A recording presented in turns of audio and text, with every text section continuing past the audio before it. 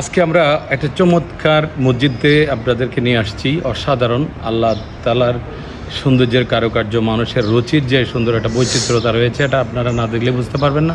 নোয়াখালী জেলার সোনাইমুড়ি উপজেলার বজরা ইউনিয়ন, ৭ নং বজরা ইউনিয়নের ভিতরে আমরা আপনাদেরকে একটা মসজিদে নিয়ে আসছি।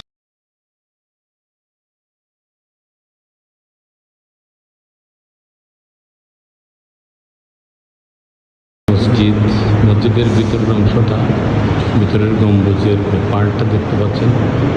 তো এটা বাইরে আরও অনেক সুন্দরভাবে অলঙ্কৃত করা হয়েছে।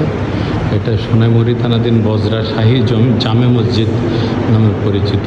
মাশাআল্লাহ, ভিতরের বাইরের অবকাঠামো অত্যন্ত সুন্দর, কিন্তু আমরা এর বাইরে আবার পুকুর আছে, পুকুরের স্থাপনা রয়েছে।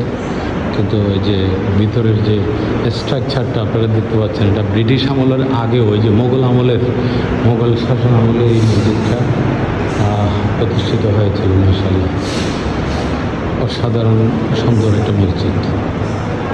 বলেন তো কি হয়েছে এই মসজিদটা? 1154 হিজরি 1741 ইংরেজি। আচ্ছা, জমিদার আমরুল্লাহ সাহেব এই মসজিদ নির্মাণ করেন। আচ্ছা, আলহামদুলিল্লাহ। উনি প্রতিষ্ঠাতা এবং ওনার জন্মস্থান হলো দিল্লি।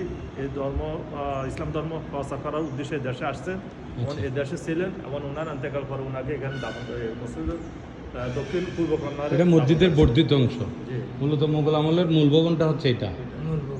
আচ্ছা, তাই না? মাশাআল্লাহ, মাশাআল্লাহ। 1100 কত হিজরিতে হয়েছে? 1154 হিজরি 1741। এটা সবাই জানে বজরা শাহী মসজিদ হিসাবে। ওই যে উপরের গম্বুজগুলো আমরা সুন্দর দেখতে পাচ্ছি, আলহামদুলিল্লাহ। তো মাশাআল্লাহ, ভিতরের সৌন্দর্যটা কত সুন্দর দেখেন, যদিও দেখতে অনেক ছোট। বাইরে এই যে 3 গম্বুজ বিশিষ্ট অসাধারণ একটা মসজিদ। এটা মুঘল আমলের একটা স্মৃতি বয়ে রাখছে। বাইরের দৃষ্টিনন্দন একটা গেটও দেখা যাচ্ছে, মাশাআল্লাহ।